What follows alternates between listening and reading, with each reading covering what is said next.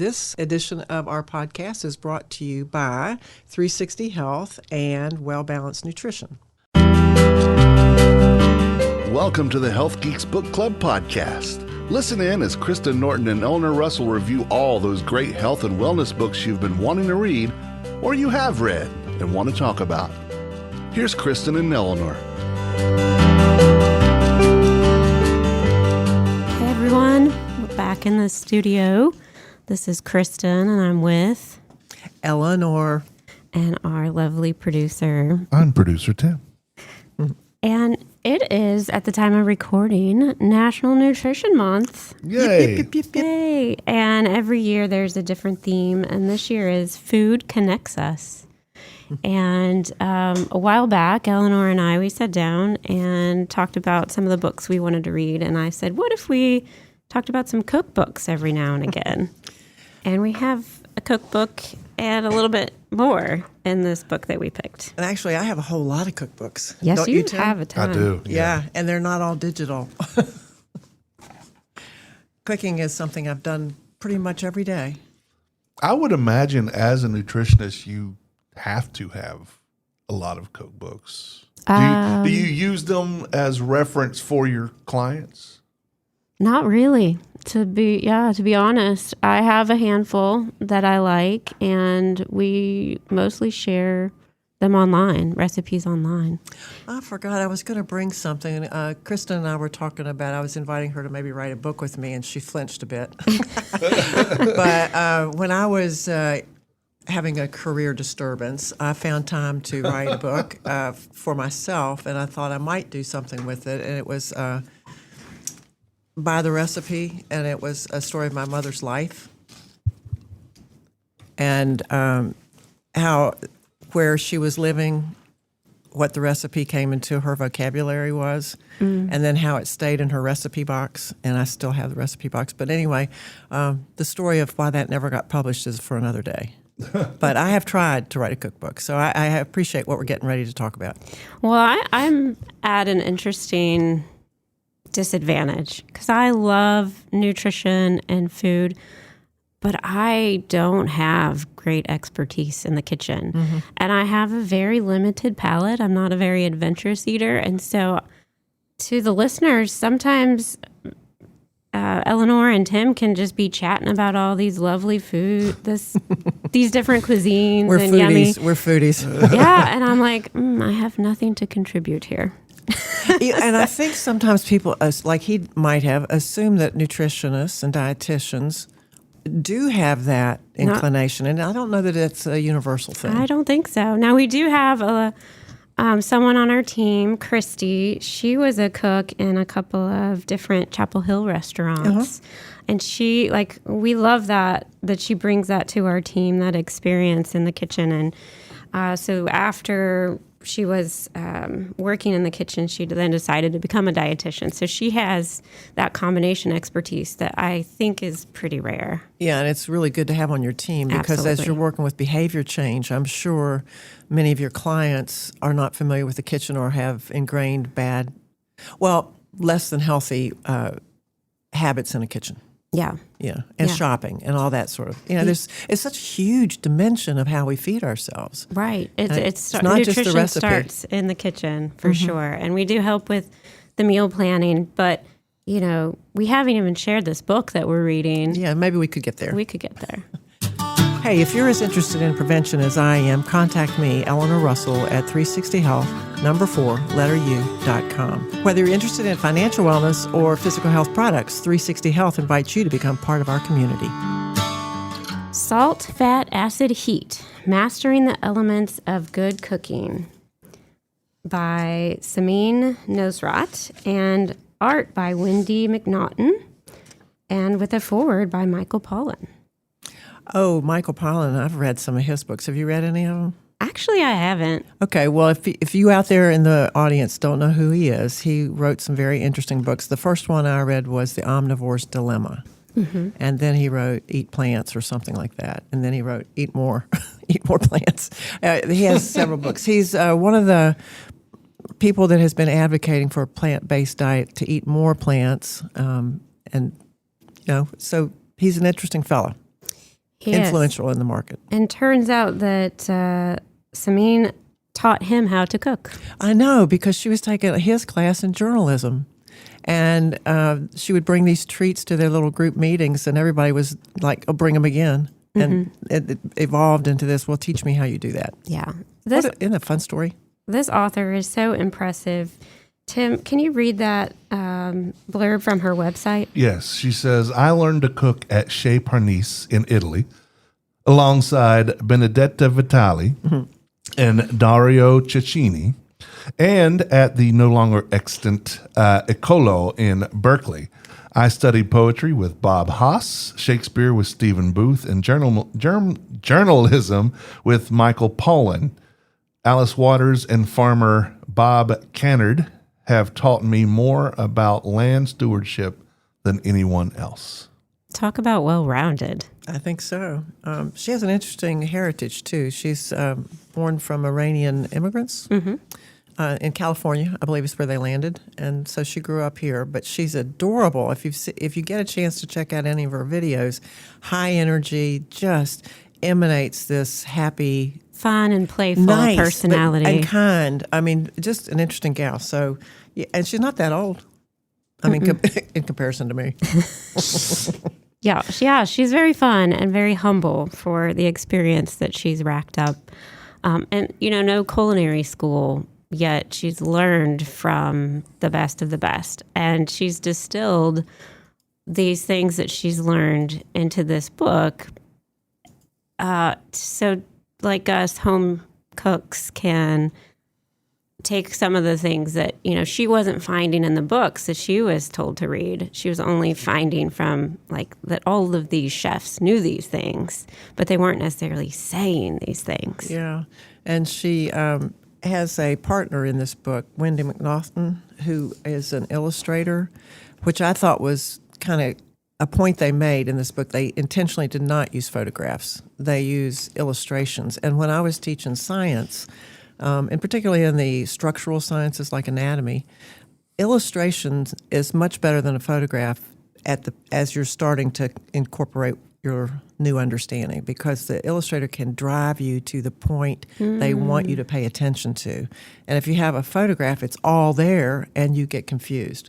So I think that was a really interesting decision they made in this book. And the illustrations are incredible. Oh, absolutely. You've got these neat little charts and fold outs. I mean, they extend from the book. Yeah, I love them. I kind of want to frame them and hang them up. They're so cute. So I love that part. And you know what? I was listening to an interview, and they had to work on this for a year before they could present it to the publishers, because they knew that books sold when they had beautiful photos instead of the illustrations. Exactly. So they knew they had to Bon show appetit. it. Yeah, bon appetit. And Tim was just showing us some pictures of, what was that, your beef? It was a New York strip with bordelaise sauce. Yeah, and the photograph was like, I want some. Mouth-watering, which is not their attempt in here. They are talking about taste, because she's talking about, the whole reason she wrote the book, I think she said, was because she wanted to make sure that we enjoyed our food, and that there are 4 basic factors that determine how good your food is going to taste. And she wants us to understand those 4 factors. And those 4 factors are the things that she said she developed through her experience learning from other chefs, but that they weren't necessarily talking about these points. No. She just picked up on them. She had revelations. Yeah, epiphanies. and was like, these things aren't in the book, but everybody knows them, that I've learned from. And so when she was talking with Michael Pollan, he was like, yes, you need to write about that. Yeah. And their publisher, I always like to talk about who published the book, published and it. it's Simon & Schuster. So here again, we have a very well-established and reviewed publisher that, as Kristen was saying, when they took it to the publisher, they had to really make sure they had a case to get it accepted. Yeah. And present that case in a way that would be good. In her further reading, she's got, the body of the book and the illustrations we've talked about. And then she's got a whole section on her recipes with discussion about them, and that's organized in an interesting way. But then at the end, she's got tips for further reading, and her acknowledgments are beautiful. But in the tips for further reading, since I mentioned I had a collection of cookbooks, some of them are in my collection. Cool. Yes. She talks about James Beard, and then the other one that I had mentioned to you was The Joy of Cooking. To me, I think everybody that wants to have a kitchen that operates from home, that's a really wonderful book to have. It's comprehensive. And then I had some friends that gave me, since I'm in the science world, the science behind cooking, which she gets into a little bit. This Shirley Corriher, she wrote a book called Cookwise. And comparing it to this book is so much more readable. That's so much more like an academic text on cooking. So, yeah, it's a good background for this, and I saw that she had some of that edge in here, but she gives it to you in a way you can embrace. Yeah, it's so digestible. As I was reading... Digestible. Pun intended. Yeah. As I was reading the little bits about the food science, I'm like, I really wish she taught my food science class in college, because this just clicks with me. Like, it makes sense, and it's easy to understand. So it doesn't get into the nitty-gritty, but it tells you the things that you need to know in order to cook with more common sense instead of just following the recipe. Yeah. So part 1 is going into those 4 elements, a whole chapter on each. And can I just say that I was going to change the title of the book to Salt, Fat, Acid, Heat, No Sugar. She doesn't really talk about sugar in here. She talks about sweetness sometimes. And when I looked at her recipes, she does use some sugar in them, but not to the quantity that most recipes I'm familiar with do. Like her apple pie recipe is really scant on the sugar. So I thought I might have to make that to see how it compares to what I'm accustomed to. Oh, what an interesting observation. Yeah. So, but she's not going, I mean, most of her discussion doesn't go down that addiction that we all have been talking about in America right now with excessive sugar and excessive sweetness. And so I thought this book could really be helpful for many people in that vein too, because she's talking about flavor and what are these 4 basic elements doing to the flavor. So as we start on salt, what does salt do for flavor? It enhances it. Yeah, we all know that. You put a little salt on something, boom, it pops. But there's a technique. Aha. Here's my first example of why I'm not good in the kitchen. I always forget to salt things. And then if I do remember, it's at the end. And she's like, that's not the way to do it. The earlier, the better. And let's talk about the health benefits, because we've been scared by salt for so long. It's like we can't have salt, so don't salt your food, salt it at the table. And she kind of says, when you're cooking pasta, you got to put like 1.5 cups of salt in the water. But she tells you the salt's not going into the food, which is true. You're setting up an osmotic differential that pulls and pushes water across membranes and things. So she's using it in an interesting way that makes sense. And she says it affects the quality and the texture and all that stuff, but mostly the enhancement. And that you'll notice it doesn't taste as good unless you pay attention to what she's talking about. Right. I did put salt in my pasta water last night. So you made like seawater? She says salt it up like seawater. Yeah, it cracks me up. I'm like, okay, whatever that means. Oh, well, that's salty. That is salty. And the thing is it doesn't, for that, it doesn't necessarily get in the pasta. Exactly. It's just flavoring the pasta. Yeah. And the texture of it. Yeah, and save a little bit of that too whenever you go to put it in your sauce. That way it acclimates better. I do not like to pre-salt my beef, like my steaks and stuff. She's going to talk to you about that. Yeah, I don't like to do that because I don't want the moisture drawn out. I want it to stay in there. I do season it. I put it on the grill and then I season it. And like if I'm doing burgers, I don't season it before because I do smash burgers. So you can't get the seasoning to stay on there. So Yeah, we'll talk a little bit about the meat stuff because she says you should get the meat out early. Make sure everything's room temperature, but then she wants you to salt it down Yeah. and then I'm wipe it like, off. Let it sweat a little bit.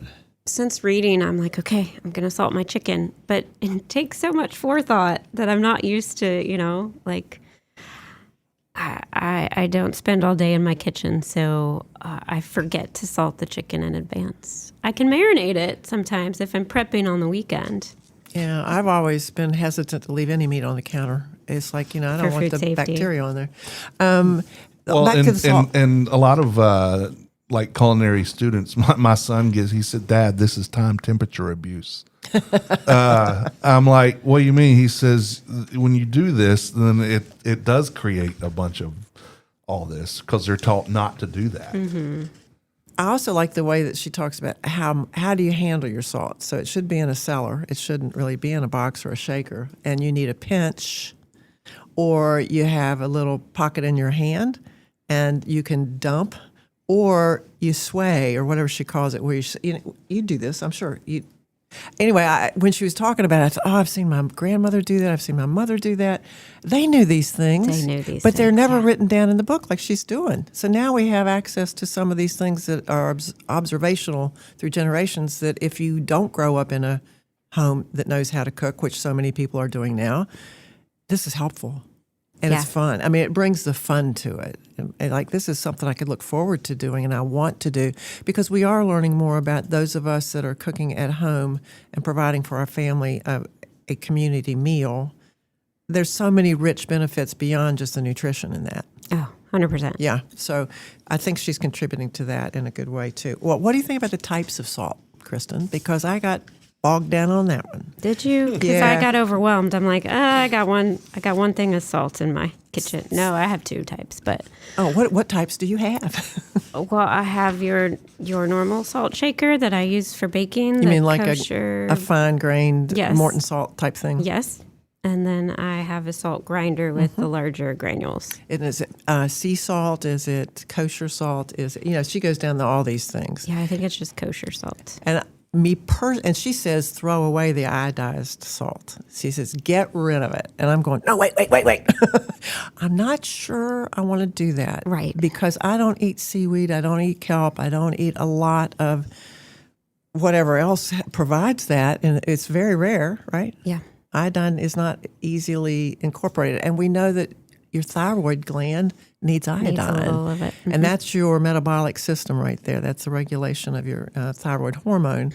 And so I would caution people to throw away their iodized salt. But that's me. Do you remember her reasoning? She just doesn't like it. Okay. And she's the kosher salt she's okay with. But there's a red and a blue box. You got to check that. So I have the iodized. I have kosher. I have sea. I have pink Himalaya. What else? I have another one. Pink Himalaya. Okay, so all these salts are, what do you call it when they evaporate the water off? And so whatever was in that water is also going to be in that salt. So I have always been a little concerned about what contaminants are possibly in these weird salts that people are buying. And I don't know that they're tested for anything other than their salt. But she says, I don't recommend iodized salt as it makes everything taste slightly metallic. In 1924, when iodine deficiency was a common health problem, Morton Salt began iodizing salt to prevent goiters, leading to great strides in public health. These days, we can get sufficient amounts of iodine from natural sources as long as our diet is diverse and full of iodine-rich, such as seafood and dairy, and there's no need to suffer through metallic-tasting food. But I don't know that people are getting the diverse diet on that. So I would say, why not cover your bases? Yeah. With some of your salt. I mean, there's certainly fun of using the other salts. Yeah. And I mean, a little bit of the salt, a little bit of dairy, a little bit of seafood. But yeah, I bet not everybody's getting a varied enough diet. But there's a good thing about a flake of salt on caramel. I love salted caramel. Me too. All right. Well, there especially you go. with chocolate. Oh, yeah. A necessary food group. It is. So what was you said you got caught up on the different types of salt. Did you have a major takeaway, or you were just like, oh, what do I do? Well, no, it says when it falls below the surface of the water and attracts various minerals, including magnesium chloride, calcium sulfate, pure white Florida salt takes on a grayish hue and becomes sal gris or gray salt. And then she goes on with some of the other ones. I think they can be fun. I just am saying the staple of salt that I'm going to be cooking with, I think, will be the iodized. But then like if I'm making my sourdough crackers, I'm going to grind some of this other salt. Yeah. And I like the kosher salts. They're a bigger flake. So I'm happy to do that. But I've got a grinder with some Mediterranean salt that who knows what it really the other is. one I have, it's sea salt, but I have it in fine and coarse. Okay. So that was, I said, I have another one. Yeah. What is that? Yeah. But the idea is salt is a good thing for our food to Yes, enhance and- the flavor. And you can use less if you use it the right way and at the right time. So that was my takeaway is like, okay, work on your timing. And, she goes through different things that you might salt and how and when to do them. So again, it's a good resource that everybody could have in their kitchen and refer back to. Yeah, because she said the 3 basic decisions involving salt are when, how much, and in what form. So if you're interested in that, read her book on salt. Yeah. And let's move on to the next one. So the next one is fat. Ooh. At Well Balanced Nutrition, we like to say fat is your friend. Fat is flavor. Fat is not Then I something to am be delicious. feared. Yeah, she says it is going to amplify the flavor, and it's going to affect the texture, which is important as well. But one of the books, another book I was going to write, but somebody else has written it by now, is about fat, because fat gets a bad rap. Fat is critical. People think of just like that strip of fat on a piece of meat or something, but they don't think that oils are fats. Yeah. Olive oil and avocado oil and all that. Those are fats. Exactly. And we're made of little teeny cells, the basic unit of life, and the membrane around that cell is a phospholipid. A lipid is the group of fats, and it's critical that we have fat in our diet. So Yeah. It's just how much, One of the fats she talks about is a salad dressing and how to make a good one. And, that's where I think, okay, well, you've got your salad greens and you've got all of these wonderful fat-soluble vitamins, which means you have to have fat in your dressing or you don't your body can't utilize those fat-soluble vitamins. So that's my nerdy contribution to why fat is important. Well, I love it because she does go into the sources of fat. You've got your saturated fats and your unsaturated fats. And she does speak to that topic a little bit. And as Tim was mentioning the oils, but nuts, are a source of oil as well. Fish have oil in them. Yeah, she promotes heart-healthy fats. Eggs have fat in them. Yeah. One cool thing is she tells us which kind of olive oils are her favorite. And I was pleased to know that the olive oil at Costco is on her top list. And I'm like, cha-ching, yay. I noticed, I went, okay, this is good for her. I thought she missed an oil. Maybe you saw it, but I didn't see a discussion of avocado oil. Oh, yeah, you're Because right. It's kind of a newer oil. In cooking, I think about the trending. The smoke point. Is that what they're called? Smoke point, yep. Yeah, and avocado oil has a higher one. Yeah, so I don't much like higher than olive oil. Oh, a lot higher. And I don't like to saute necessarily in olive oil. I'll use my avocado oil and then finish with the olive. Yeah. When it comes to a warmer temperature. I used to be more concerned about that until I read some research on olive oil being so stable that the smoke point doesn't break down like we think it does at the smoke point. So I'm like, great, olive oil reigns. Okay, my eyebrows are moving. I know. She's like, let me see that research. No, I'm thinking. But also, avocado oil has a more neutral flavor than olive oil. To me, olive oil tastes like I'm cooking in a tree branch or something. It has a very woodsy aroma and flavor, and I am not a huge fan of olive oil, taste wise. Even if I'm doing like dressings or something, I prefer not using olive oil for that. Now, not saying I don't use it, and I know the whole thing about seed oils right now is a dirty word, but I like grapeseed oil as well because it also does not give me any residual flavors. Yeah, it's a really neutral one. Yeah, stay tuned on that. We're going to read another book that we can talk about that topic on. Back to the olive oil. I'm thinking that you have to be careful about the date on your olive oil because it does break down and goes rancid faster than other oils. And that's something that I have, I think, an understanding of. So the stability of it, I'm not sure. Well, I will share the research with you, and maybe we can debate it on another podcast. Let's do it. I can't wait. Okay. Okay, but she does say something about the date. I'm trying to find it, that like they're manufactured, they're made in it says a certain month, and so make sure it's not too far past that. And take good care of it. Constant temperature fluctuations from a nearby stove or daily brushes with the sun rays will encourage the olive oil to go rancid, so store it somewhere reliably cool and dark. If you can't keep it in a dark, store your olive oil in a dark glass bottle or metal to keep the light out. Yeah, she says her other favorites are California Olive Ranch, which I've seen that one at the grocery store, along with the Kirkland signature.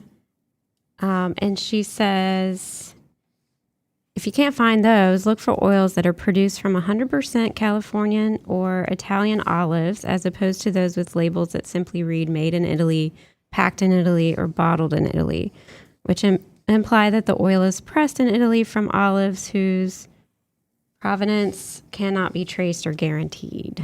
And the production date should always be clearly marked on the label. Right. Okay, so we do agree on that with her. Yeah.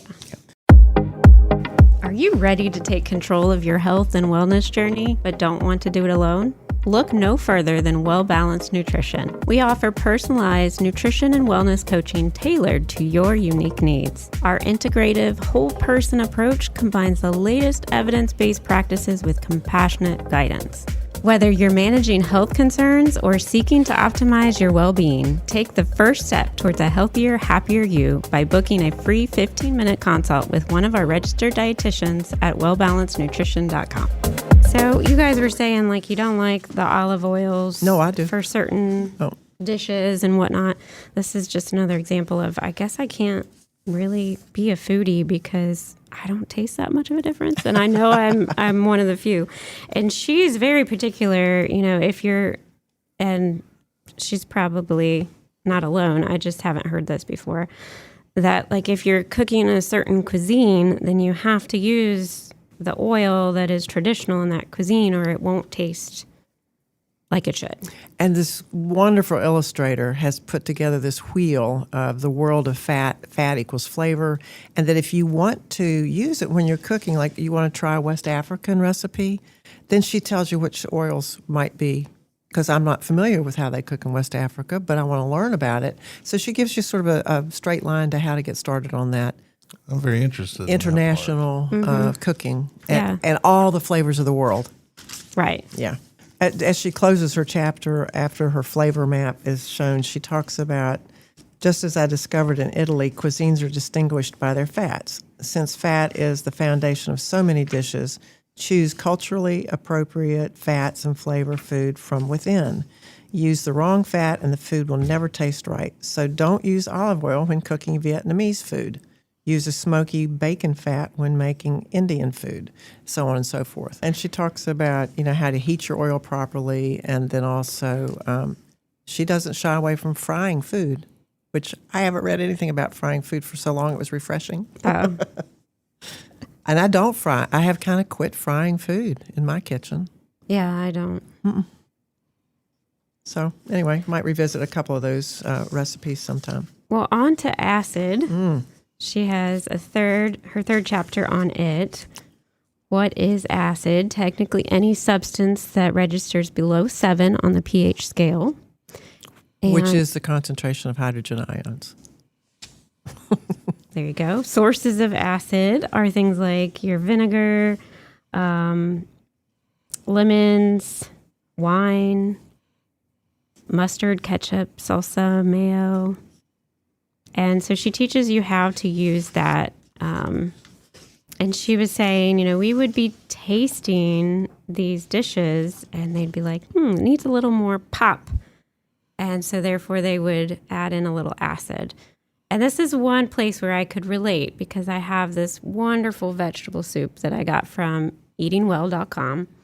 And it has you finish it off with a little bit of red wine vinegar. And it makes all the difference in the world. It does. It makes it shine, pop, like rounds out the flavor. So maybe this was my favorite one because I had an experience to relate. Yeah, and so in those, when we're looking at what do the 4 different basic elements do, I think she says acid brightens the flavor, which is what you're talking about. It makes it pop. It brightens it. It highlights it. It brings it to life. And the timing of that was something that I paid attention to in her writing. She talks a lot about layering things. Yes. Yeah. What's your favorite acid, Eleanor? Well, let's see. No, let's see. The non-synthetic kind. That's a good question. I like apple cider vinegar. I have the distilled vinegar. I've got the balsamic vinegars.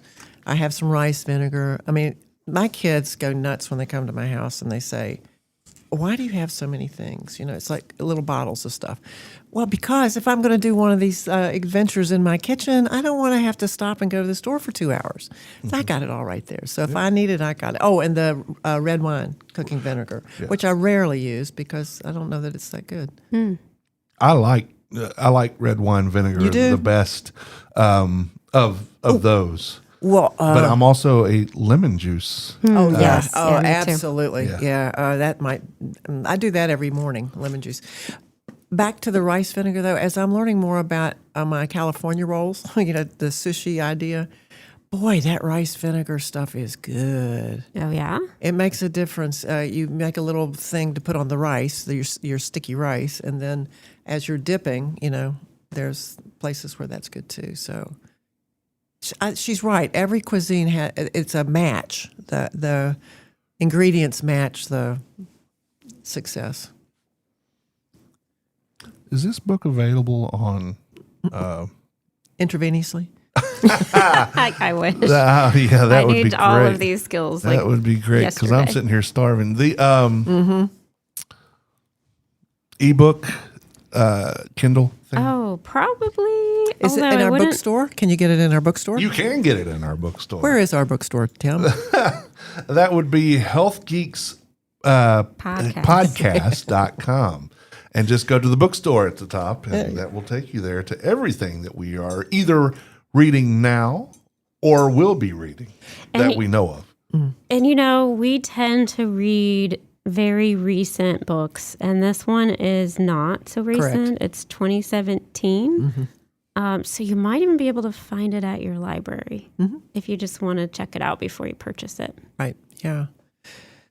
Can I say something about acid that I forgot to pick? Yep. Tomatoes. I love tomatoes. Oh, yeah. Tomatoes are really good. You know what's funny is I had never thought this, but I have to watch how much tomato I eat because I'll start getting blisters in my mouth because it is so acidic. Yep. Yeah. My tongue will burn with certain foods like tomatoes and lemon. Then that's an indication of pH. So a low pH is acidic, a high pH is, and the scale goes from 0 to 14. So which do you think is more acidic, the lemon or the lime? Lime. Correct. She has a really fun chart on that. And funny because she tested these things at home and then broke her pH meter and said, here's all the things I measured until it broke. Here you go. Well, on her acid chart, she includes a super sour gummy candy, which I thought, what? But it was right in the middle of her acid range grouping. Yeah. The other fun thing she does in these illustrations is she's got pictures of food and ingredients, and all of a sudden it looks like one of the ingredients has a bite out of it, And so there's a little thing, Samin was here. Yeah. So she enters the illustration and says, I had to taste it. And it's cute, so cute. But there's another world of acid chart in here for reference, and it's a lot of fun. But when she's talking about what acid does to proteins, I thought that was interesting. Because you can cook with acid, right? Isn't there ceviche? Yeah, my kid's Oh, yeah. favorite dish. I'm afraid to do it. But man, I was down in it's so Ecuador good. and got something that tasted really good. And I said, what is it? And they said ceviche. And I went, ooh, that's really good. But it was really raw for a minute. And then it wasn't. It was in acid. And now it's been cooked in that. Okay. Yeah. Yeah. I guess any bacteria, parasites, or anything would be broken down as well. Because that acid's going to destroy all of It them. eats right through it. Yeah. Best ceviche in town, just so you know. Here? Yeah, Here? is Mojito, a Latin soul food. Okay, we'll have to Yeah. check it out. He's from Miami, and his parents are Cuban. Yeah, they So, catered yeah. a dinner party I went to one time, and it was outstanding. Yeah. So their ceviche is very, very good. Yeah. Well, she takes you on a journey of protein, which is one of the 4 food organic compounds, right? We have our macronutrients, which would be our carbs, our fats, and our proteins. And so when you put this protein in an acid, she shows you what happens to them and how they unravel and come back and condense and change. And it's kind of a fun little, It's for very us neat. geekies, Yeah. we like that. And that if you heat things, producing acid, she's talking about minus the heating, the chemical reaction that browns meats and seafood is called the Maillard reaction. We've talked about it before. Mm-hmm. But you can also get that with an acid. That reaction can occur. So I thought that was kind of cool to know about. I just get excited when I hear Maillard Yeah. because I think of smash burgers. Yeah. She says their acid-producing reactions is caramelization and fermentation as well. You know, when you ferment something, you'll get an acid. Mm-hmm. Yeah. So then in her 4th chapter in this section, Heat, she talks about a grilled cheese sandwich. Who hasn't made a grilled cheese sandwich? And she says if you understand how to do the perfect grilled cheese sandwich, then this is good cooking, and it's simpler than you think. I like that she says, know what result you seek so that you can take the steps to achieve them. So do you want the outside to be crisp, the inside tender and soft? Do you want it chewy, caramelized, flaky, moist? So name that and then work backwards and have a plan to get there through heat. Yeah, a lot of us call that reverse engineering. Yep. Mm-hmm. Right. Yeah, and so what she's telling us about heat is it's definitely going to determine the texture of your food. Yeah. That, makes you want to eat it or not. So when you talk about heat, though, temperature, when you're dry heat or wet heat, it's interesting. You can affect how hot something can get. And when you're looking at steam, you can go well beyond the boiling point. The 212 Fahrenheit is as hot as you're going to get if you're boiling something, right? Right. But if you need it hotter than that, you can get a hotter effect with steam or your dry heat from your direct sources, like your grill. And she does go into wood grills, and doesn't she talk about the difference in gas heat and wood heat? Yeah, she goes down there and digs around in all of it and the power of them and what happens to the fat with the heat, what happens to carbohydrates with the heat, and then maybe if you have like a dried bean, how do you come back from that? Because it's been heated at some level, low heat to dehydrate it. And then when you rehydrate it and then cook it again, how do you end up with a bean that's palatable rather than maybe has a crispy edge on it, the covering, the seed capsule doesn't get softened or the interior of it's still hard? I've done that I've had some flops with dried beans. Yeah, me too. So she gives you really good advice how to do that. The heat chapter is quite extensive. And while there are so many little nuggets of great information, I can't help but say and share that, like, to me, since I am not great in the kitchen. It's overwhelming. But, I'm not concerned because now I have this book and it's one that you just keep coming back to and gleaming a little bit at a time. And, she says you just have to get in there and experiment and do it over and over and over again. And you learn and you taste and you figure out what works. But the common sense part, she shares a lot in here that didn't really click for me until I read some of it. Oh, good. So. Well, and two is the heat part will vary. Eleanor's stove and my stove. I was just getting ready to go there. Good, Tim. Would totally be different. Yeah. So, you have to get acclimated to it. Yeah, you have to learn your equipment. Yeah, I just got last year, but I just put it together in December, a Blackstone griddle. Ooh. And went through and did all the seasoning and all that stuff. But heat is the thing that I have to adjust for because, that thing will get up to 600 degrees on the surface. Yeah. And whenever you watch a video or something, it says, make sure you're on high heat. Well, do you mean 600 degrees? Because I have an infrared thermometer. Yeah. And I'm like, do you mean 600 degrees or do you mean 450 to 500? Because, it's 100 degrees, but that doesn't matter. Yes, it does. But for the steaks that I made, that was the highest I could do. And I just continued I flip every, I think it was 45 seconds or so to make sure that it was getting all the way through and then got it to my medium rare that I like. So, and then, the more you experiment with that, with your own grill, the more you can get a feeling for it. And that's what she's saying. That's why this is important. Yes, she says when you read recipes, think of temperature and cooking times as strong suggestions rather than fixed rules. Exactly. Yeah. Exactly. Yeah. And I love the fact that she's kind of against the rules anyway. She says you got to figure this out on your own. You got to feel for it. Yeah, you got to learn your way through this, experience it, and then tweak and whatever you want to do. That gentle heat versus intense heat conversation, she goes into a really good conversation about that. But she has a diagram of the dial on your oven that says high, and then it says medium and low and simmer and all that kind of stuff. And she's just taken her Sharpie and marked them all out. It says high, and there's something between off and on. Yeah. And you got to figure that out because, as you said, my oven may be 325 when it says it's 350. And it may not always be that because it kicks on and off and on and off to keep so it's always it's interesting, good things to think about. Yeah, for sure. Hey, can you all tell we like this book? We probably are going to talk for 4 hours on it. Where are we in this thing?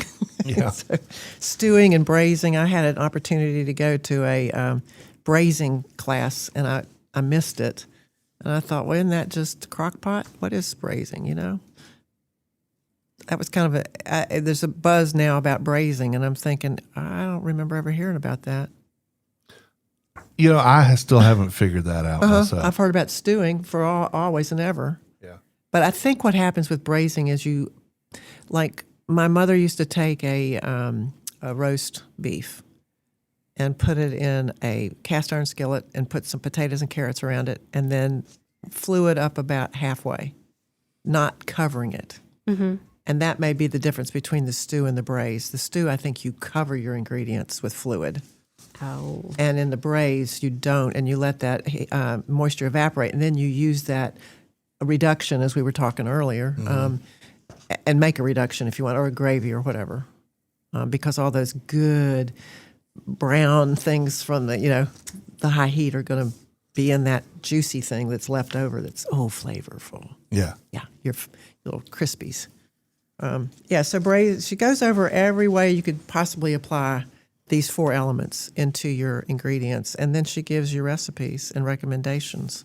Did you try any of the recipes? Not yet. I had some intention to, and not all of them I think I would like. Again, I was there with you. I'm not a very adventurous, and Samin is amazing. And she's talking about using whole chickens. I don't know if it's mentioned in the book, but I was listening to a couple interviews by her, and she's like, she can cook things from just a fire.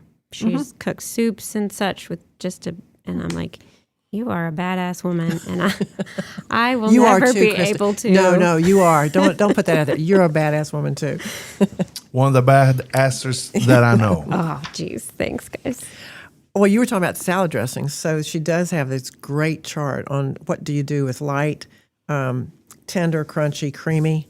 So then she's got this axis of what are you putting it on and what things do you like. And it's like, ooh. That's a fun reference. Like, roasted beets with a citrus vinaigrette. I'm ready to try that. Sounds okay. Love it. So her dressing part, and she has for the included beets. green goddess dressing, which is one of my favorites. What is a green goddess dressing? It is parsley, cilantro, chives, several, tarragon, and it is good. Does hers have tahini in it?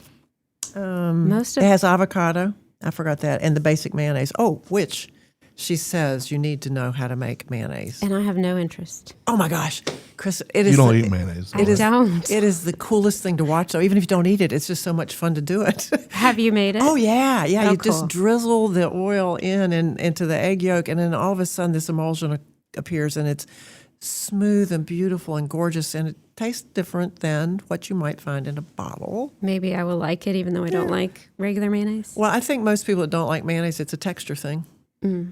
I don't know what it is for you. I know people, because, I am a big take a spoon and eat peanut butter. I have a friend who does that with mayonnaise. Oh, Okay. I'm like, no. no, thank you. No. It's But I just a dollop. love making my own salad dressings. Yes. I do love that. Why And buy salad dressing? We should never buy a bottle of salad dressing. I'm not going to lie. I still have bottled salad dressings in my fridge because sometimes I don't have the time to whip it up, even though it's pretty quick. But I'm also making every other piece of my dinner for my family. It's hard for me to beat my my country French with orange blossom honey from Ken's Steakhouse. Well, I will However- say I also have it because I have people that come to my house who yeah. will only eat it from. They don't want a homemade dressing. It's like, okay, I'll be nice, hostess, and let you have it. Yeah. But it can be so good. And she recommends, like, if you're just starting from ground zero, or maybe you're teaching a child how to cook, she says start with a salad dressing from scratch. And then you're not measuring, you're tasting as you go, so you can kind of learn from that. I'm like, okay, yeah, cool. Have you tried it with your kids yet? Not yet. Oh, that'll be but fun. I will. You'll have to report back. Although my daughter only likes ranch, and I don't. There you go. That might be hard to Southern reproduce. Ketchup. No, you can do that. You can do it. Yeah, you think so? Yeah. Okay. Yeah, buttermilk and a little bit of mayonnaise, and then you throw in your spices, and you're good to go. Okay. Tahini dressing is in here. You asked about that. She does have one. And then she has a thing in here. Who here has cooked an artichoke? I have. Have you all? I'm not a fan. Oh, God. I don't dislike And you're a it. foodie? Yeah. Well, I also don't eat asparagus as That's we right, or that's right. beets. So, Yeah, all right. but I don't dislike, because I like spinach artichoke dip.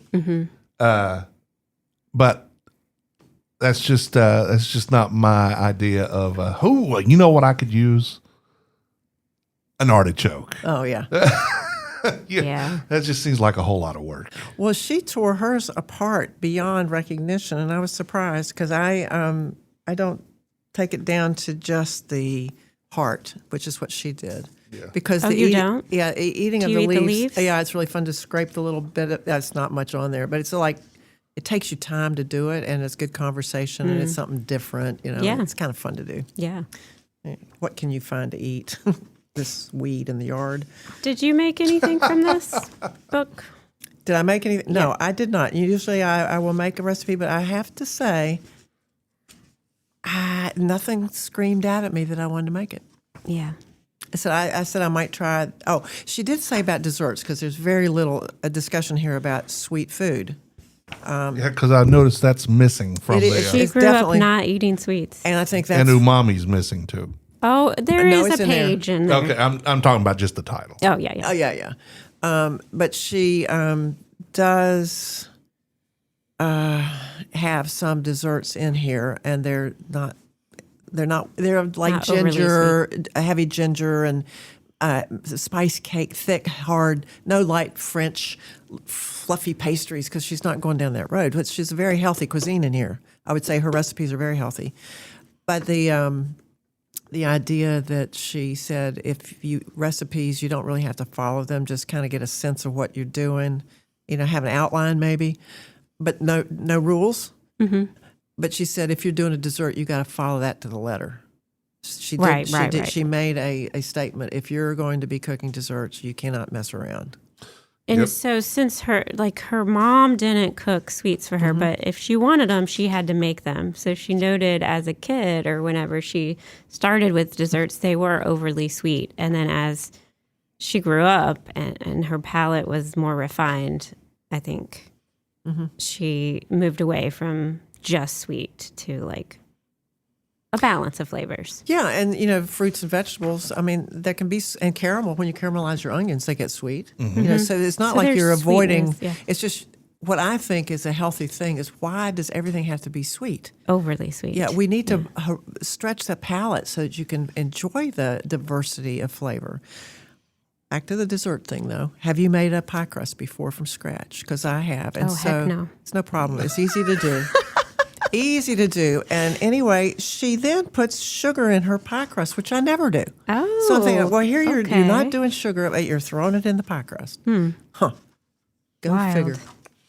Did you ladies know that Salt, Fat, Acid, Heat is actually on Netflix? I did. I haven't watched it yet. Have you? I have not. I just found it. It's there. And she has a new cookbook coming out Yeah.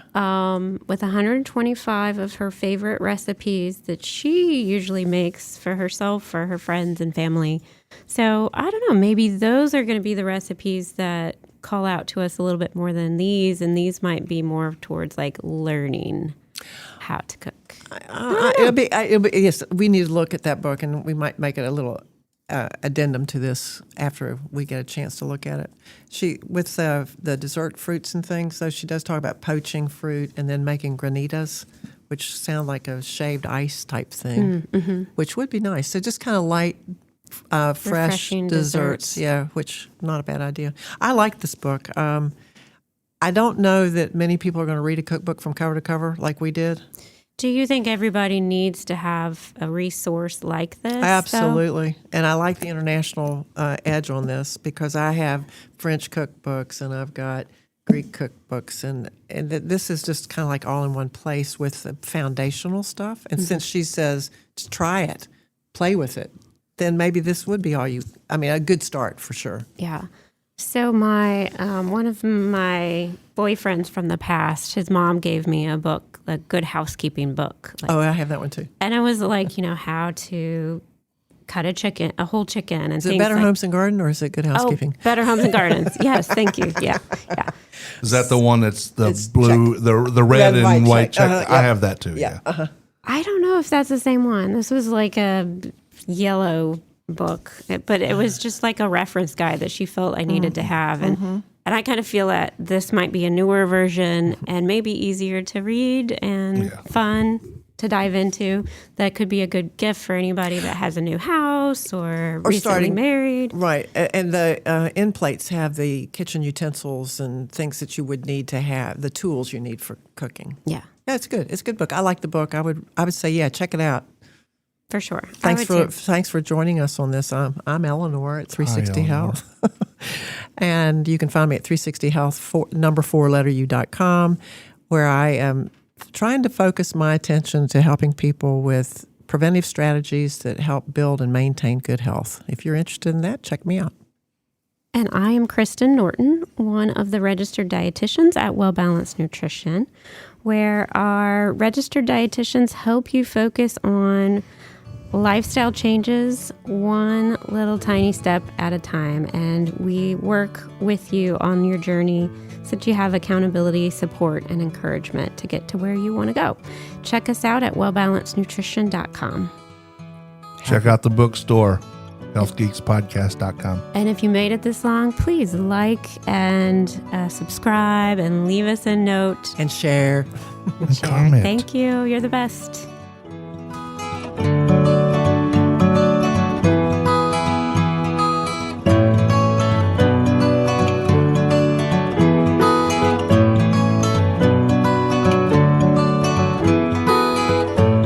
The views and opinions stated in this podcast are solely those of the contributors and are not necessarily those of our distributors or hosting company. This podcast is copyrighted, and no part can be reproduced without the express written consent of Kristen and Eleanor.